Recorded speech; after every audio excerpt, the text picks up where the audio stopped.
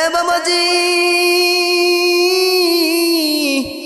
আল্লাহর পয়গম্বর মুসা আলাইহিস সালাতু ওয়াস সালাম একদিন আল্লাহ তাআলাকে ডাক দিয়ে বলে, ও মাবুদ, দয়াময় আল্লাহ, আপনি বেশি খুশি হলে কি করেন? আল্লাহ কি করেন? আল্লাহ তাআলা মুসা আলাইহিস সালাতু ওয়াস সালামকে ডাক দিয়ে বলে, আমি যখন বেশি খুশি হয়ে যাই তখন পৃথিবীর জমিনে বৃষ্টি দিয়ে দিই। জোরে জোরে বলি সুবহানাল্লাহ। মুসা আলাইহিস সালাতু ওয়াস সালাম দ্বিতীয়বার আমার রব্বে কারীমকে ডাক দিয়ে বলে, ও মাবুদ, দয়াময় আল্লাহ, আপনি এর থেকেও বেশি খুশি হয়ে গেলে কি করেন?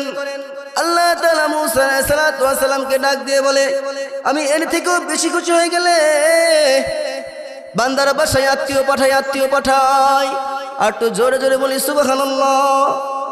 তৃতীয়বার মুসা আলাইহিস সালাতু ওয়াস সালাম আবার রব্বে কারীমকে ডাক দিয়ে বলে, ও মাবুদ, দয়াময় আল্লাহ, আপনি এর থেকেও বেশি খুশি হয়ে গেলে কি করেন?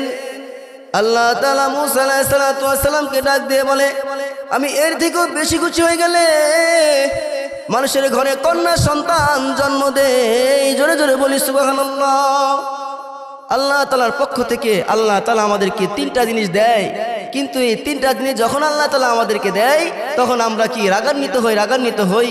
তাই আল্লাহ তাআলার পক্ষ থেকে যাই কিছু দিক না কেন, ভালো দিক আর খারাপ দিক অল টাইম আমাদেরকে শুকরিয়া আদায় করতে হবে। আলহামদুলিল্লাহ।